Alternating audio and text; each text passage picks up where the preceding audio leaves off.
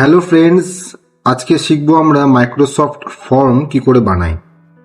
এটা একটা মাইক্রোসফটের ফ্রি সার্ভিস যেটা আমরা খুব ইজিলি ইউজ করতে পারি অফিসিয়াল পারপাসে, এবং তাতে আমরা অনেক কিছু কুইজও করতে পারি, যার জন্য একটা অফিসিয়াল ফরম্যাট তৈরি হতে পারে। তো আমরা প্রথমে হোম পেজে গিয়ে মাইক্রোসফট ফর্ম টাইপ করব।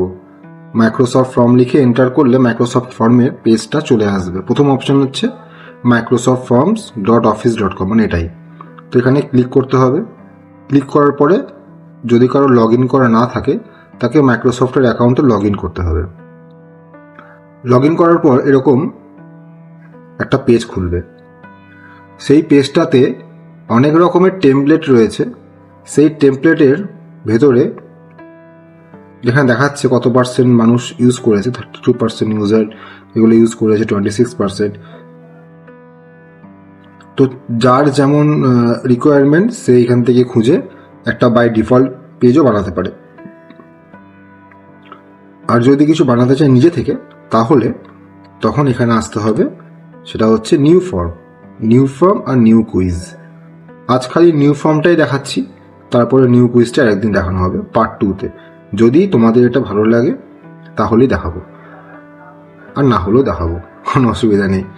যাই হোক, নিউ ফর্মটাতে আমি ক্লিক করলাম, একটা আলাদা ওয়েব পেজ খুলে গেল। প্রথম অপশন চলে এসেছে, সেটা হচ্ছে আনটাইটেলড ফর্ম, মানে আমি এখানে কি লিখতে চাই, ফর্মটা কিসের ওপরে, বা কোনো যদি কোম্পানির নাম হয়। তো আমি যদি এখানে আমারটাই লিখি, আমার চ্যানেলের লিখলাম অফিস প্রো, ডিসক্রিপশন দিলাম this channel is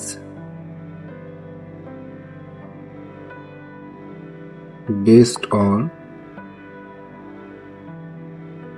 Microsoft Excel, Word, PPT and many more tips and tricks।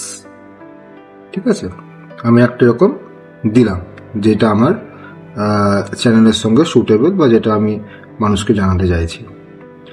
তো এটা দেওয়া হয়ে গেল। এবারে জিজ্ঞাসা করছে চয়েস। এবার আমি কি বাই ডিফল্ট এখানে কিছু রিকমেন্ড আসছে, employee ID, full name, email, how long have you worked at the company, মানে অ্যাজ অফিসিয়াল পারপাসের জন্য কিন্তু একটা অলরেডি ডেমো এখানে দিয়ে দিয়েছে।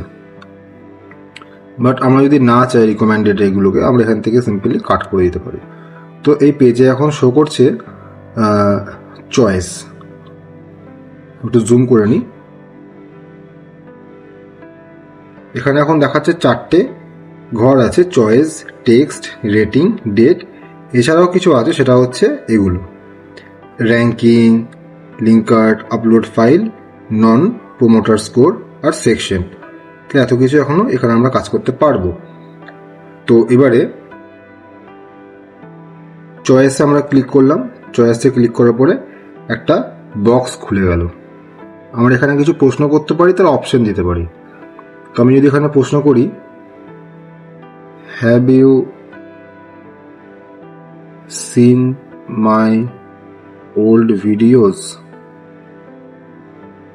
নিয়ে এখানে আমি অপশন দিলাম ইয়েস, তারপরে দিলাম নো। এইভাবে ট্যাপ প্রেস করলে কিন্তু আমরা চলে যাব, ঠিক আছে, মানে পরের ঘরে চলে যাব। তারপর এখানে দিলাম মেবি, ও বুঝে গেছে, ইয়েস, নো, মেবি, 3টে। তো আমি এখানে চাইছি এই অপশনগুলো যেন মানুষ ফিল আপ করে, মানে শুধু দেখে নিয়ে চলে গেল সেটা যেন না করে, মানে রিকোয়ার্ড করতে হবে। তো এখানে রিকোয়ার্ড অপশনটাতে আমি অন করে দেবো। তাহলে কি হবে, এই ঘরটার পাশে আমরা যেমন দেখি কোনো পাসওয়ার্ড দেওয়ার জন্য পাশে একটা লাল রঙের স্টার থাকে, এটাও তেমনি হবে। তার সঙ্গে এখানে কিছু তার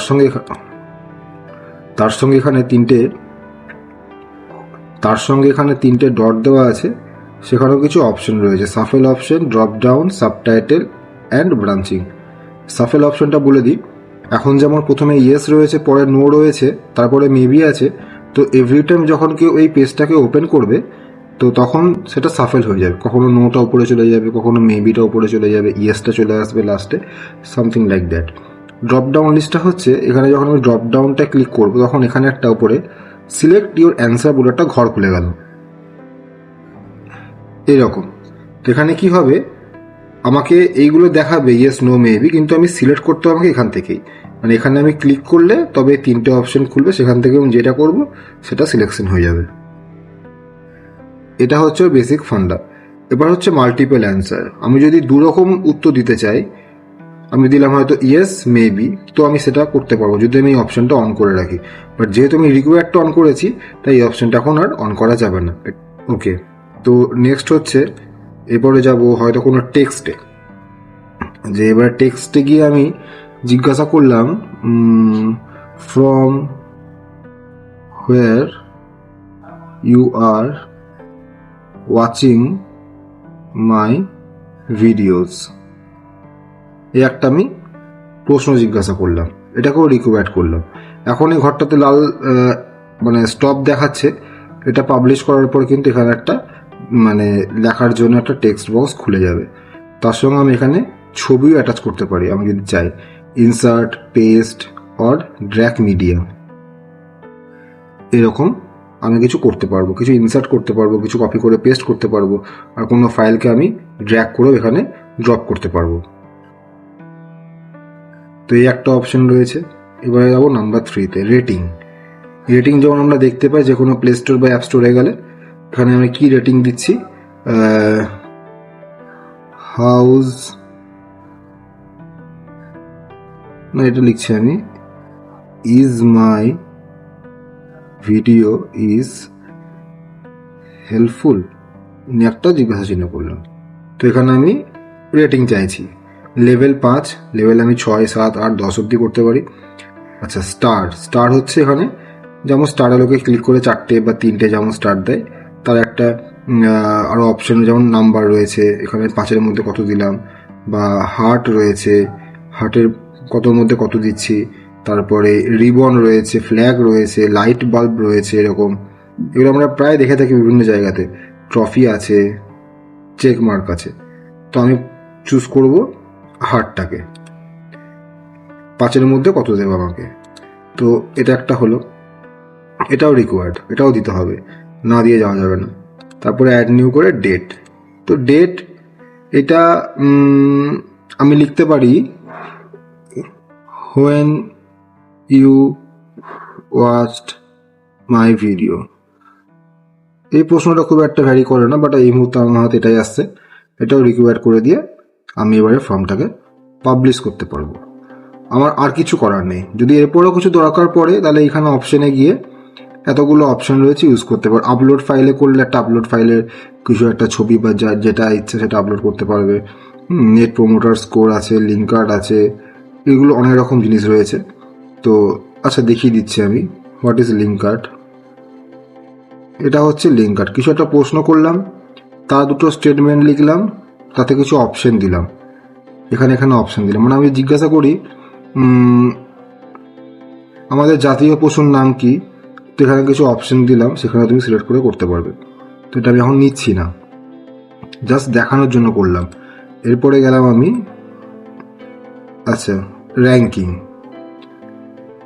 এখন প্রশ্ন করলে অপশন দিলাম, যেমন র্যাঙ্কিং হয় আর কি সেরকমভাবে র্যাঙ্কিং করা যেতে পারে। একদম এটা সিম্পল একটা ব্যাপার অপশনে দেওয়ার মতো। তারপরে আমি গেলাম এখানে, আপলোড ফাইলটা তো হলো, নেট প্রমোটার স্কোর, এখানে আমি কিছু লিখলাম, how likely are you to recommend us to a friend or colleague. আচ্ছা এটা আমি রাখলাম, ঠিক আছে, রাখার পরে রিকোয়ার্ড করলাম, এটা বেশ ভালো জিনিস, রিকোয়ার্ড করলাম।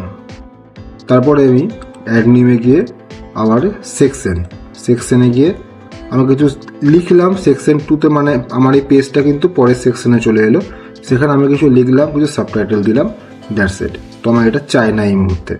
এটা যদি তোমাদের কিছু দরকার পড়ে, রিকোয়ারমেন্ট থাকে, তোমরা এটাকে নিতে পারো, আমার চাই না, আমি এটাকে ডিলিট করে দেবো। Not move, remove section, just section. আচ্ছা রিমুভ করলাম, আবার আগের মতো পেজ চলে এসেছি। তো এরপরে আমরা প্রিভিউটা দেখবো একবার কেমন লাগছে। এটা দেখতে এরকম লাগছে, এখানে উত্তর দিতে পারবে ইয়েস, ড্রপ ডাউন লিস্ট নিয়েছিলাম তাই এখানে ইয়েস দিতে পারলাম।